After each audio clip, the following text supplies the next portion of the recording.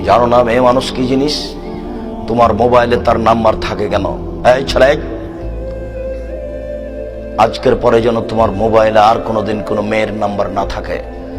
তুমি এখানে সম্পূর্ণ কেটে দিয়ে উঠাবা। আব্দুর রাজ্জাক সাহেব, কতগুলো নাম্বার আমার মুখস্থ আছে। আমি যখন একাই থাকি তখন দেখি ধীরে হাত চলে যাচ্ছে। যাবে এ কথাই স্বাভাবিক। তোমাকে আজকে একটা কৌশলের কথা বলে যাচ্ছি, শোনো।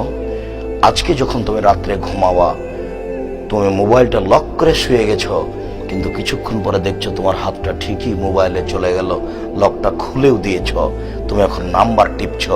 এরকম একটা পর্যায়ে যখন আসবে, তখন তুমি লাফ দিয়ে উঠে ল্যাপটপ ফেলে দিয়ে তুমি ঘরের বাইরে চলে আসো, আর তুমি মুখে বলো, তোমার মুখে লাথি মারি, আর পাটা তুমি পায়ের মাটির উপরে এভাবে ঘষটাতে থাকো, কচলাতে, তোমার মুখে আমি লাথি মারি। ছি ছি, তোমার মুখে আমি থুতু মারি।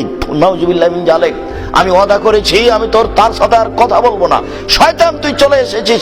এই শয়তান, তোর মুখে আমি লাথি মারি। এই শয়তান, তোর মুখে আমি লাথি মারি। নাউজুবিল্লাহ মিন জালিক, নাউজুবিল্লাহ মিন জালিক, নাউজুবিল্লাহ মিন জালিক। ছি ছি, থু থু, তোর মুখে আমি থুতু মারি। ও মানে শয়তান চলে এসেছে।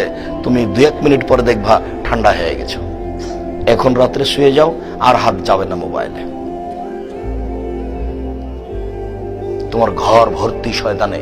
তুমি যদি এখানে তওবা না করতে, তাহলে ইবলিস আসতো না।